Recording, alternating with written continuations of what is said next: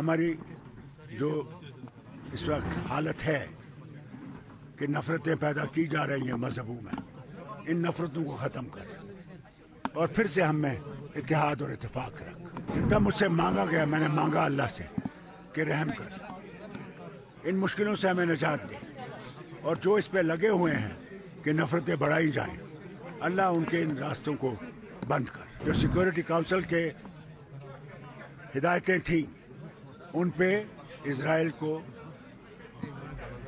काम करना चाहिए और वहाँ सीज फायर करना चाहिए। तो मुसलमान को समंदर में नहीं फेंक सकते। 24 करोड़ मुसलमानों को कहाँ फेंकेंगे? इसलिए मुसलमानों के साथ भी बराबर का सलूक कीजिए। मैंने जनाब जितना मुझसे हो सका मैंने दुआ मांगी अल्लाह के सामने, दरबार के सामने, नबी करीम सल्लल्लाहु अलैहि वसल्लम के दरबार के सामने कि अल्लाह हमारी मुश्किलात को आसान कर, हमारे लोगों को भाईचारे में रख। हमारी जो इस वक्त हालत है कि नफ़रतें पैदा की जा रही हैं मजहबों में, इन नफ़रतों को ख़त्म कर और फिर से हम में इत्तेहाद और इत्तेफाक रख। यही सबसे बड़ी चीज़ है। डॉक्टर साहब, क्योंकि जिस सफ़र से आप आए हैं वहाँ लोग कंधे से कंधे मिलाकर बिना किसी जात पात के रहते हैं, लेकिन बदकिस्मती से हमारे मुल्क में जो नफरतें फैलाई जा रही है वो सर्वे के ऑर्डर्स निकाले जा रहे हैं जो हमारे सदियों पुराने, हज़ारों पुराने, अगर राज तरंगी भी देखेंगे 5 से 7,000 साल पुरानी हिस्ट्री है यहाँ की। अब रिलीजियस प्लेसों की सर्वे के बारे में बात की जाए, यही तो मुसीबत है। जितना मुझसे मांगा गया मैंने मांगा अल्लाह से कि रहम कर, इन मुश्किलों से हमें निजात दे, और जो इस पे लगे हुए हैं कि नफ़रतें बढ़ाई जाएं, अल्लाह उनके इन रास्तों को बंद कर। फारूक साहब, गवर साहब की गैर मौजूदगी में यहाँ पे 2 सरकारी मुलाजमीन को बरतरफ किया है एलजी इंतजाम ने।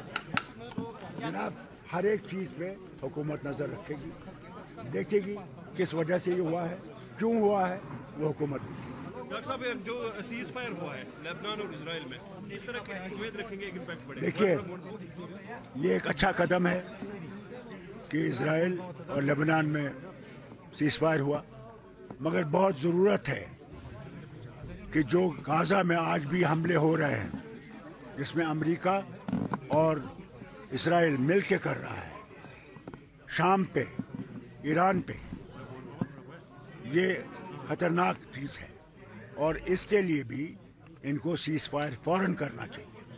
आपने डिबेट सुनी होगी सिक्योरिटी काउंसिल में जो हुई, और अगर उस सिक्योरिटी काउंसिल का कोई मकसद है, जो सिक्योरिटी काउंसिल के हिदायतें थीं उन पे इजराइल को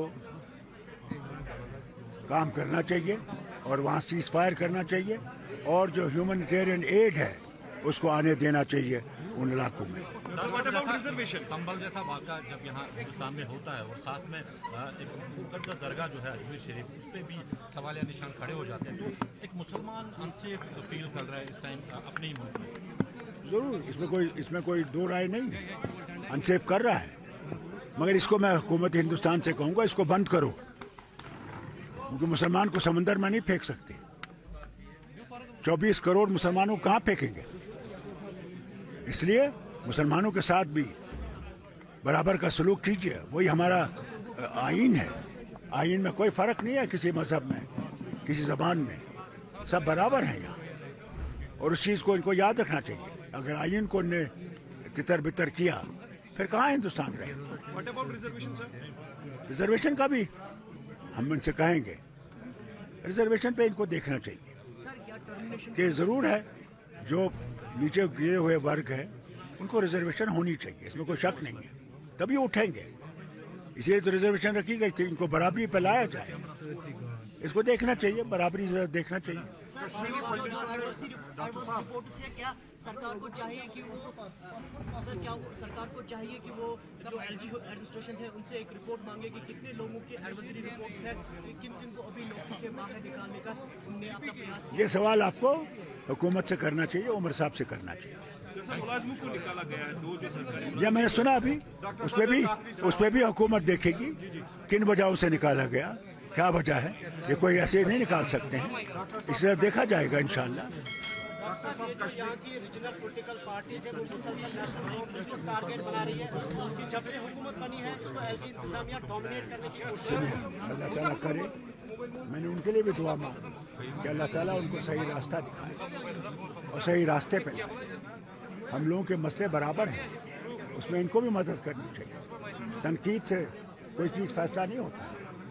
तनकीद सिर्फ तनकीद करने के लिए कि अपने आप को बनाने के लिए, वो सही नहीं है, वो रास्ता गलत है। Any process for Kashmiri Pandits?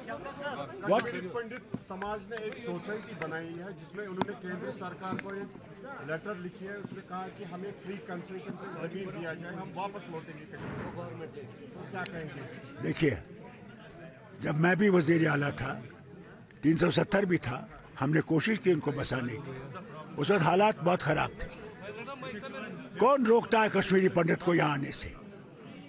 यहाँ जितनी भी जमातें हैं उनने कहा इनको आइए, घर आइए, उनका फैसला है आएंगे कब आएंगे, ये उनका फैसला है, ये हमारा फैसला नहीं है।